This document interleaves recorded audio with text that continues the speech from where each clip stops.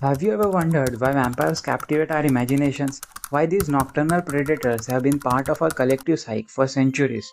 Today we embark on a thrilling journey through the shadowy realms of vampire lore.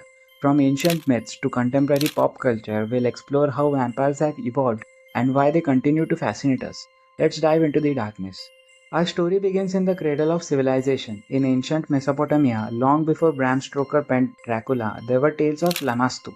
This monstrous figure, a demoness preying on infants and pregnant women, embodied on the primal fears of early societies. Blood drinking and night stalking, the Lamastu set the stage for future vampire myths. Over in ancient Greece, the Striges soared through the night. Part woman, part bird, these creatures would feast on human blood. Such myths reflected a deep seated fear of the unknown, of what lurks in the darkness. Can you imagine the terror these stories invoked in a time when the night held countless mysteries? These early myths revealed a lot about human nature. They weren't just stories, they were attempts to understand and control the fears surrounding life and death. Why do you think people were so drawn to these tales? Fast forward to medieval Europe, and the vampire legend begins to take up a more recognizable form. The Slavic Upir was a reanimated corpse, not unlike our modern vampire. These weren't charming aristocrats, they were grotesque and terrifying. Villagers employed various rituals to protect themselves. Corpses were staked through the heart, decapitated, or buried face down to prevent them from rising. Garlic wasn't just a culinary delight, it was a powerful weapon against these undead foes.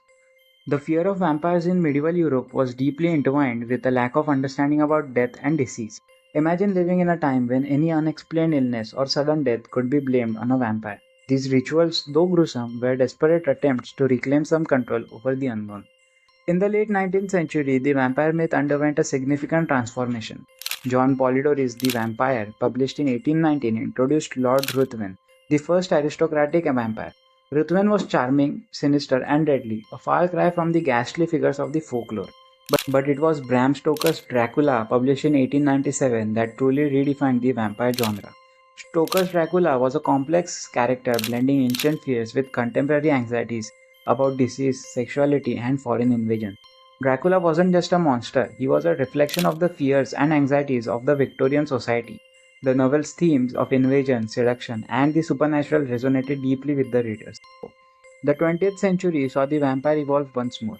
Anne Rice's The Vampire Chronicles, starting with the interview with the vampire in 1976, portrayed vampires as tragic, introspective figures. Rice's vampires grappled with their immortality, morality, and the existential dread of living forever. These vampires were more than mere monsters, they were philosophical beings, artists, and lovers. This shift reflected contemporary interest in psychology and the darker aspects of the human psyche. In the late 20th and early 21st centuries, series like Twilight by Stephenie Meyer and The Vampire Diaries by L.J. Smith transformed vampires into romantic figures, tormented by love and loss. Sparkling vampires and teenage angst may seem far removed from their ancient predecessors, but the core elements, immortality, forbidden desire, remain. But the vampire legend isn't confined to fiction. Throughout history, there have been real life cases of alleged vampirism. In 18th century Europe, vampire panic swept through communities, leading to exhumations and bizarre rituals. Take the case of Peter Blagojevich, an 18th century Serbian farmer. After his death, several villages died mysteriously, leading to his exhumation. Blogojevich's body was found unusually well preserved, sparking accusations of vampirism. Villagers staked his body and burnt it, hoping to end his nocturnal visits. In a time before modern medicine, the supernatural was an easy explanation for the inexplicable. Can you imagine the fear and desperation that drove these communities to such extreme measures? The film industry has played a crucial role in popularizing vampires. It all started with the 1922 silent film Nosferatu, directed by the F.W. Murnau. This unauthorized adaptation of Bram Stoker's Dracula introduced audiences to Count Orlok, a terrifying rat-like vampire. Nosferatu's eerie visual and haunting score set a high bar for cinematic vampires. But it was Bela Lugosi's portrayal of Dracula in the 1931 Universal Pictures film that truly immortalized the vampire on screen. Lugosi's Dracula was suave, charismatic, and chilling. His performance redefined the vampire archetype for decades, influencing countless portrayals. In the mid 20th century, Hammer Films brought a new wave of vampire cinema. Christopher Lee's Dracula, starting with Horror of Dracula in 1958, was more intense and sensual. Lee's imposing presence and the film's vivid use of color and gore marked a departure from the restrained earlier depictions. In the modern era, vampire films have diversified significantly. Wesley Snipes' Blade, a series in the late 90s, introduced a vampire human hybrid superhero blending horror with action. The Underworld series expanded on this by creating an intricate lore of vampires and werewolves locked in eternal combat. And then there's Twilight. Love it or hate it, Stephanie Meyer's adaptation brought vampires into the teen romance genre, introducing a new generation to the allure of the undead. Sparkling vampires aside, it's fascinating to see how the core elements of the vampire myth, immortality, forbidden desire, have persisted through the ages. Television has also embraced vampires, often delving deeper into their lore and psychology. Buffy the Vampire Slayer, which aired in the late 90s and early 2000s, combined teen drama with supernatural elements, creating a cult following. Buffy's vampires were complex, with characters like Angel and Spike adding depth to the mythos. True Blood, based on Charlene Harris's The Southern Vampire Mysteries, took a more adult approach. The series explored themes of discrimination, identity, and societal integration through its vampire characters. Its blend of horror, romance, and social commentary resonated with audiences. Series like The Vampire Diaries and its spin-off, The Originals, further romanticized vampires, focusing on their emotional struggles and romantic entanglements.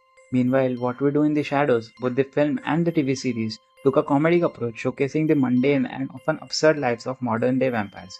Why do you think vampires have been so adaptable across a different media? Is it their inherent versatility, or do they tap into something fundamentally human that keeps us coming back for more? Beyond films and TV, vampires have sunk their fangs into every corner of pop culture. From comic books and video games to music and fashion, the vampire aesthetic is everywhere. Marvel's Blade and Morbius brings the vampire into the superhero realm, while games like Castlevania and Vampire allows players to experience vampire lore firsthand. Music too has been influenced by the vampire myth. Bands like Bauhaus with their iconic track Bela Lugosi's Dead and artists like Marilyn Manson have drawn heavily on vampire imagery. Even fashion has been bitten by the vampire bug, with goth and punk styles often incorporating dark, vampiric elements. Vampires are more than just a horror trope, they have become a versatile symbol in our cultural lex. As we draw to a close on our journey through the history of vampires, one thing becomes clear: these creatures of the night are more than just monsters. From ancient fears to modern fantasies, vampires have evolved alongside humanity itself, reflecting our deepest desires, fears, and aspirations. Whether they haunt the pages of folklore, stalk the silver screen, or navigate the complexities of television drama, vampires continue to captivate and intrigue. They are symbols of immortality, seduction, and the eternal struggle between darkness and light. Thank you for joining me on this deep dive into vampire lore. I hope you have enjoyed uncovering the mysteries and histories that surround these timeless creatures.